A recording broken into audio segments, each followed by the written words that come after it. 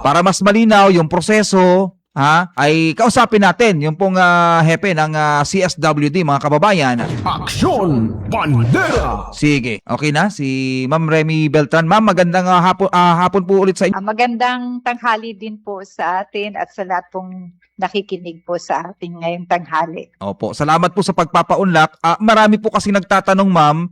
Marami rin nagme-message sa amin. Gusto sila na lang mag-ampon, sila na lang mag-alaga. Ano po ba ang sinasabi ng CSWD patungkol po dito sa proper custody nitong pong bata, at kung mayroon pang sinong mag-adapt, papaano po ba? Ano po bang sinasabi po ng batas patungkol po rito? Yes po, patungkol po sa pag-apply po ng adoption, in case kung usaping adoption po ang ating topic, ay kailangan po yung mga interesadong either individual or couple man yan po, ay maaari po silang sumangguni po sa aming tanggapan or sa DSWD para ho maproproseso po ang kanilang aplikasyon. Opo, oo. May mga, ano po bang mga requirements, ma'am, kung sakali man po? Ang requirements po niyan po, unang-una po, yung kung kasal po yan, marriage contract, birth certificate po ng mag-asawa, yung financial standing po ng family, barangay certificate, NBI clearance or police clearance po. Tapos character references dun sa mag-asawa. O yun, opo. Sa ngayon po, ma'am, habang wala pa po itong mag-adapt or wala pa po yung sa magulang po, ma'am, if ever man po na magpapakilala po siya sa atin, ano po ang kukunin po natin sa kanyang patunay na kung saan mo gusto niyang bawiin yung kanyang anak? Kailangan ho presenta po siya ng solid or valid documents na siya ang nagsasabing siya ang ina ng bata.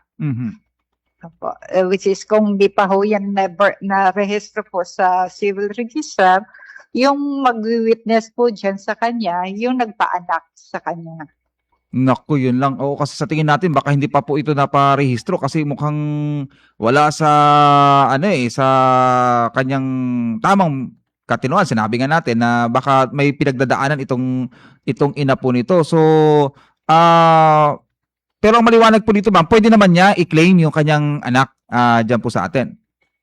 Hindi po namin basta yan binabalik sa isang magulang or kung sino man po nagpapakilala na siya ang ina, kasi kailangan po nating i-verify yung kanyang background. At the same time, kung meron po siyang sakit sa kaisipan, siya po ay kailangan natin munang alamin yung kanyang mental condition as well as yung physical condition po ng nanay. Ayun, yun lang. Oo, at yung kakayahan niya po na alagaan yung bata. Yun. Oo. Wala naman po siyang ma'am, kasi baka may natatakot o wala na po ba siya pwedeng kakaharapin na kaso, ma'am? Sa batas po kasi, meron siyang pananagutan kasi abandonment po yun. Or that is a sign of child abuse. Sige. Saan po ito ngayon, ma'am, i-custody habang wala pa po yung o kung sino man po yung mako-qualified natin for adoption or paano po ang custody po nito? Pansamantala kasi nga, as far as we know, nasa hospital pa yung bata, undergoing medical interventions. Once na turn over po yan sa amin, ilalagay po namin siya sa isang child caring facility na accredited ng DSWD na pansamantalang tumira yung bata habang hinahanap po namin yung magulang o relatives ng nanay ng bata. So, meron po siyang pagkakataon na pwedeng maklaim yon upon validation or assessment na qualified siya to become a parent to the child within 3 months po. Okay. Sa loob po ng 3 buwan, paano po ma'am pag lumampas po ng 3 months in time?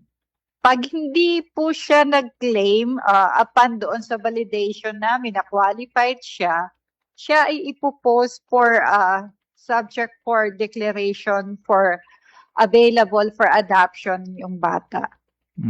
Okay. 3 months po, no? Simula po ma-turn over po sa inyo. Apo. Oo.